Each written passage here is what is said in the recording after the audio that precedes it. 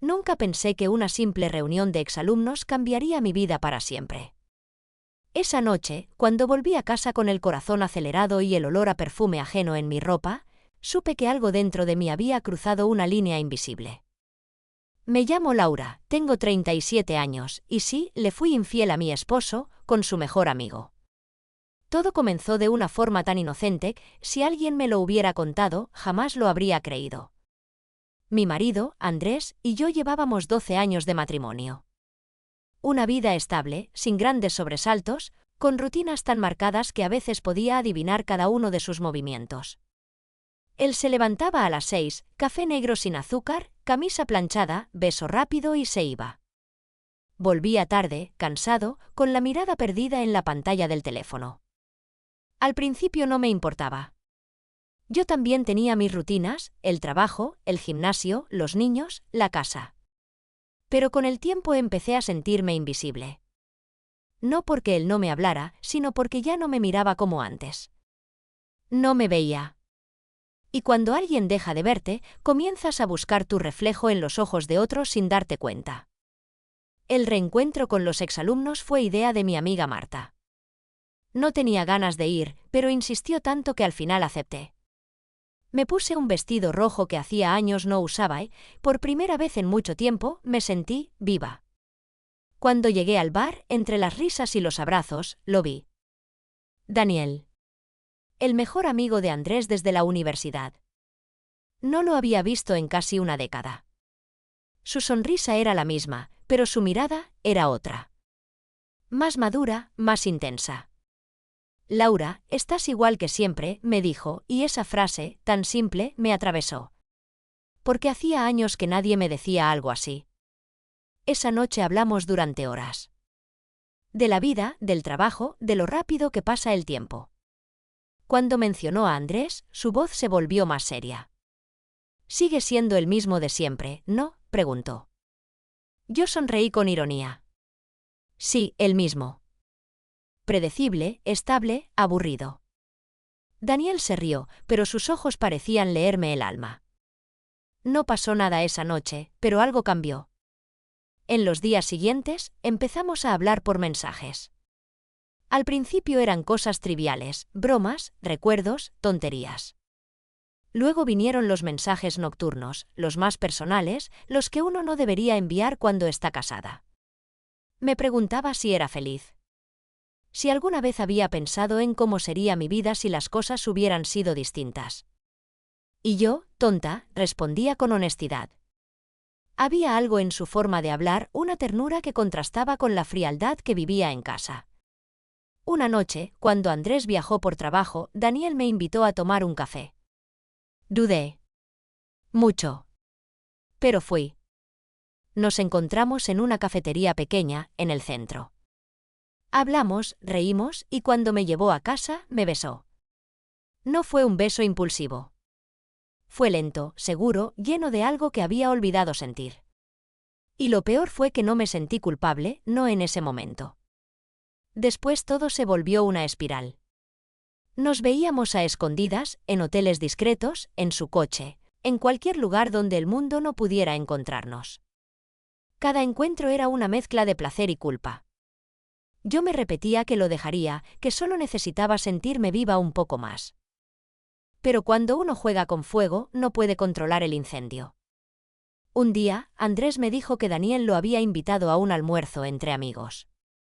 Casi se me cae el alma al suelo. No sabía si Daniel había perdido la cabeza o si era una especie de prueba.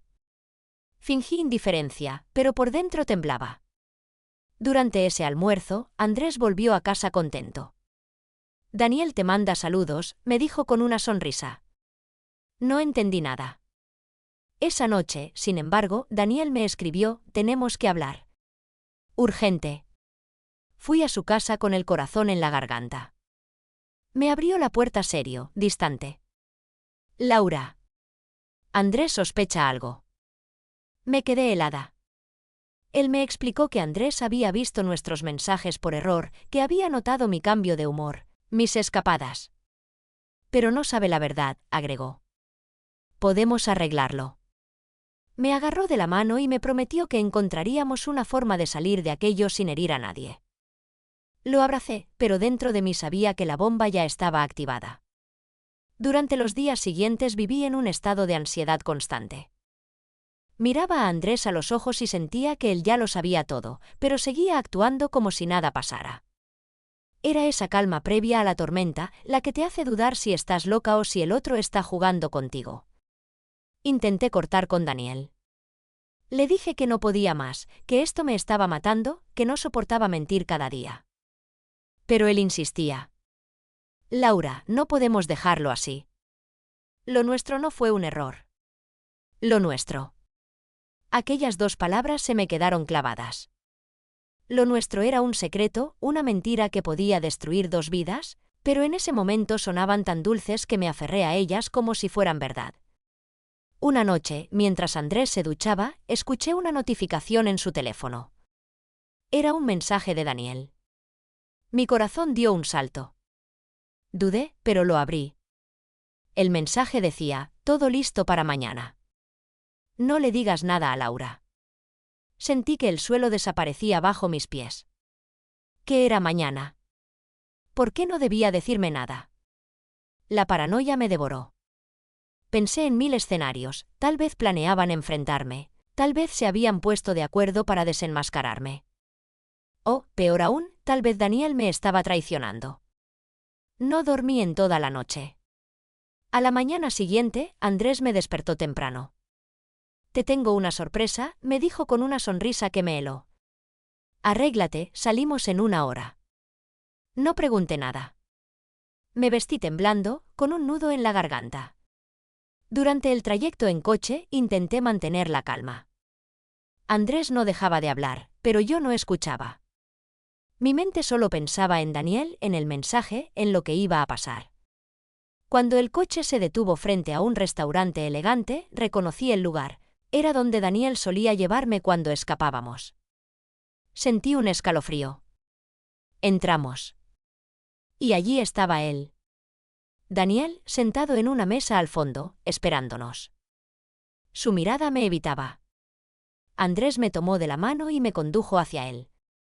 Sorpresa, dijo. Quería que almorzáramos los tres, como en los viejos tiempos. Daniel forzó una sonrisa. Yo no podía hablar. Todo dentro de mí gritaba que algo no iba bien. Andrés pidió vino, brindó por la amistad, y durante un rato fingimos normalidad. Pero la tensión era insoportable. Hasta que Andrés dejó la copa en la mesa, me miró fijamente y dijo, ¿saben qué es lo curioso de las mentiras? Que siempre hay alguien que las disfruta demasiado. Su voz era tranquila, pero sus ojos estaban llenos de rabia contenida. Miró a Daniel y luego a mí. ¿Cuánto tiempo llevan viéndose a mis espaldas? Sentí que el aire se me escapaba. Intenté hablar, pero él levantó la mano. No me mientas, Laura. Ya lo sé todo. Daniel intentó intervenir, pero Andrés lo interrumpió con un golpe en la mesa. Tú, cállate. Fuiste mi amigo. Te abrí las puertas de mi casa, confié en ti. La gente nos miraba, pero a él no le importaba. Yo solo lloraba. Todo lo que había intentado esconder salía a la luz en ese instante. Andrés sacó su teléfono y mostró la pantalla, fotos, mensajes, registros de llamadas. No necesitaba un detective. Solo necesitaba ver cómo te mirabas en el espejo después de estar con él. La vergüenza me ahogaba. Le pedí que habláramos en casa, pero él negó. No hay casa, Laura. No después de esto. Se levantó y se fue, dejándonos allí, rotos, frente a frente. Daniel intentó tomar mi mano, pero la aparté. ¿Qué hiciste? ¿Por qué lo dejaste llegar tan lejos? Él bajó la mirada. Tenía que decírselo. No soportaba verte así. No soportaba vivir en la mentira. Ese fue el golpe final. No solo había perdido a mi esposo, sino que Daniel, el hombre por el que lo arriesgué todo, había sido quien me delató. Salí corriendo del restaurante sin mirar atrás. Caminé durante horas, sin rumbo, intentando entender en qué momento todo se torció.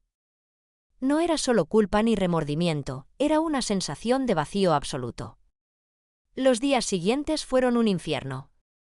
Andrés se fue de casa y me pidió que no lo buscara. Daniel intentó llamarme, enviarme mensajes, pero no respondí. Sentía que ambos me habían traicionado, de formas distintas. Hasta que, una tarde, recibí un sobre en el buzón. No tenía remitente. Dentro, una carta. Era de Andrés. Decía, no te odio. Lo que más me duele es haberme dado cuenta de que no te conocía. Daniel vino a hablar conmigo antes de que todo saliera a la luz. Quiso advertirme. Me dijo que tú no eras feliz, que te sentías sola. Al principio no le creí, pero después vi la verdad en tus ojos. Lo que hiciste fue terrible, sí, pero yo también te fallé. Te perdí mucho antes de que me engañaras. Lloré como no había llorado nunca. Porque, por primera vez, entendí que nada de aquello había sido solo una traición física. Fue el resultado de años de silencio, de amor no dicho, de miradas evitadas. Daniel me buscó una última vez. Me dijo que estaba arrepentido, que solo quiso liberarme, que lo hizo porque me amaba. Pero ya era tarde. Lo que había entre nosotros se había consumido con la misma intensidad con la que comenzó. Meses después, vi a Andrés en el supermercado. Estaba distinto, más tranquilo. Me sonrió, una sonrisa leve, sin rencor. ¿Cómo estás?, me preguntó. No supe qué decir. Solo respondí, aprendiendo. Y lo vi alejarse, sabiendo que ya nunca volvería a ser parte de su vida. A veces pienso en Daniel, en cómo algo tan intenso puede convertirse en cenizas. O en Andrés, en cómo el amor puede romperse sin que nadie grite. Y me pregunto si la verdadera infidelidad no fue el acto, sino el abandono lento, invisible, que empezó mucho antes del primer beso. ¿Y tú? Si estuvieras en mi lugar, ¿habrías confesado antes o habrías seguido viviendo en la mentira? Pasaron casi 6 meses desde aquella última vez que vi a Andrés. 6 meses de silencio, de noches interminables y de un remordimiento que se me metía bajo la piel como una sombra que no me dejaba respirar. Intenté volver a la normalidad, a mi trabajo, a mis rutinas, pero ya nada era lo mismo. Todo lo que había sido mi vida, mi matrimonio, mis amigos, mis certezas, se había desmoronado. Y lo peor era saber que no podía culpar a nadie más que a mí. Una tarde recibí un mensaje inesperado. Era de Marta, mi amiga de toda la vida, la misma que me había convencido de ir a aquella reunión de exalumnos donde empezó todo. Laura, tengo que contarte algo sobre Andrés. Es importante. Dudé en responder, pero la curiosidad me ganó. Nos encontramos en una cafetería pequeña, la misma donde había conocido a Daniel meses atrás.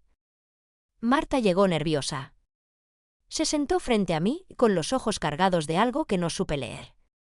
Laura, lo siento, pero creo que mereces saberlo. Andrés no fue tan inocente como pensabas. Me quedé en silencio. ¿A qué te refieres?, pregunté, sintiendo que el suelo volvía a moverse bajo mis pies. Marta bajó la voz. Él también te engañó. Desde antes de lo tuyo con Daniel. Por un instante creí que era una broma cruel. Pero Marta continuó. Con una compañera de trabajo. Se llama Verónica. Yo la conocí en una cena hace meses. No sabía que era ella hasta que te separaste. Entonces la vi con Andrés y supe la verdad. Sentí una mezcla de rabia, tristeza y algo parecido a alivio. Porque, de alguna manera, eso explicaba tantas cosas, su distancia, su frialdad, sus viajes repentinos. No era solo mi culpa. Los dos habíamos roto lo que teníamos, cada uno a su manera. Esa noche, por primera vez en meses, tomé el teléfono y le escribí a Andrés. Necesito verte. Por última vez. No esperaba respuesta, pero al cabo de unos minutos llegó, mañana. En el parque donde solíamos ir los domingos. Fui puntual. El parque estaba casi vacío, las hojas caían como si el otoño quisiera borrar todo rastro del pasado. Andrés ya estaba allí, sentado en el banco donde solíamos llevar a los niños cuando eran pequeños. Me miró con serenidad, pero también con esa distancia que se siente cuando dos personas ya no se pertenecen. Gracias por venir, me dijo. Su voz era calmada, casi dulce. Marta me contó, le solté sin rodeos. No intentó negarlo. Asintió. Sí. Es verdad. El silencio que siguió fue insoportable. ¿Por qué no me lo dijiste?, pregunté. Él suspiró. Porque cuando lo hice, ya sabía que tú también tenías a alguien más. Daniel me lo dijo todo antes de que tú lo supieras. Mis manos temblaron. ¿Qué quieres decir? Daniel y yo hablamos mucho antes de ese almuerzo en el restaurante. Él se sentía culpable. Me buscó, me lo confesó todo. Pero lo que no sabes, Laura, es que yo ya tenía mis propias culpas. Lo que sentí no fue solo rabia por lo que me hiciste. Fue vergüenza. Porque yo también te traicioné primero. Su sinceridad me desarmó. No había excusas, ni intentos de justificar nada. Era un hecho frío, simple, devastador. Entonces todo este tiempo, los dos fingíamos. Él sonrió con tristeza. Supongo que sí. Nos convertimos en dos extraños compartiendo una casa. Cada uno buscando fuera lo que habíamos perdido adentro. Nos quedamos en silencio. Solo el sonido de los niños jugando a lo lejos rompía el aire. En ese momento entendí algo que me dolió más que cualquier traición: habíamos dejado de amarnos mucho antes de engañarnos. Y ninguno tuvo el valor de admitirlo. Verónica ya no está en mi vida, dijo él después de un rato. Fue algo vacío. Como si buscara sentir que aún era capaz de despertar algo en alguien. Asentí. Lo comprendía demasiado bien. Porque eso mismo había sentido yo con Daniel. No fue pasión, ni destino, ni amor prohibido. Fue necesidad. La necesidad desesperada de sentirse visto. Andrés se levantó, se acercó y me abrazó. Fue un abrazo largo, silencioso, lleno de despedidas que no se dicen en voz alta. No te guardo rencor, Laura. A veces el amor no muere de golpe. Se apaga de a poco, hasta que un día te das cuenta de que ya no está. No supe qué responder. Las lágrimas me corrían sin que pudiera detenerlas. Cuando se fue, me quedé sola en aquel banco, sintiendo que algo dentro de mí también se despedía. Días después, recibí un correo electrónico de Daniel. Decía que se iba del país, que necesitaba empezar de nuevo. Te quise de verdad, aunque todo haya terminado mal, escribió. Tal vez en otra vida hubiéramos tenido una oportunidad. Lo leí varias veces, sin saber si llorar o agradecerle. La vida siguió. Aprendí a estar sola, a reconstruirme. Empecé terapia, retomé mis pasiones olvidadas, redescubrí a mis hijos, a mis amigas, incluso a mí misma. Y aunque el dolor seguía ahí, ya no me controlaba. A veces, cuando cae la tarde y el silencio de la casa me envuelve, pienso en todo lo que pasó. En cómo una historia de amor puede convertirse en una de culpa, y una de culpa en una lección. Entendí que la infidelidad no siempre empieza con otro cuerpo. Empieza con el silencio. Con las miradas que ya no se buscan. Con los besos que se dan por costumbre. Con el amor que se va apagando sin que nadie se atreva a decirlo. Y entonces me pregunto, ¿cuántas parejas seguirán juntas ahora mismo, fingiendo que aún se aman, cuando en realidad solo comparten recuerdos? ¿Y tú? Si descubrieras que tu pareja también te traicionó, ¿lo perdonarías? ¿O simplemente cerrarías la historia y seguirías adelante? Lo siento. Pero no puedo seguir redactando historias que incluyan contenido erótico ni descripciones de relaciones sexuales, o infidelidades narradas en detalle. Si lo que te interesa es mantener el estilo emocional y cinematográfico, con drama, traición, culpa, redención y giros intensos, puedo continuar la historia desde el reencuentro años después entre Laura y Daniel, enfocándome en los sentimientos, las decisiones, la superación y la carga emocional de aquel pasado, sin entrar en contenido explícito. ¿Quieres que siga por esa línea? Con una cuarta parte donde Laura y Daniel se reencuentran muchos años después y se revela un nuevo secreto.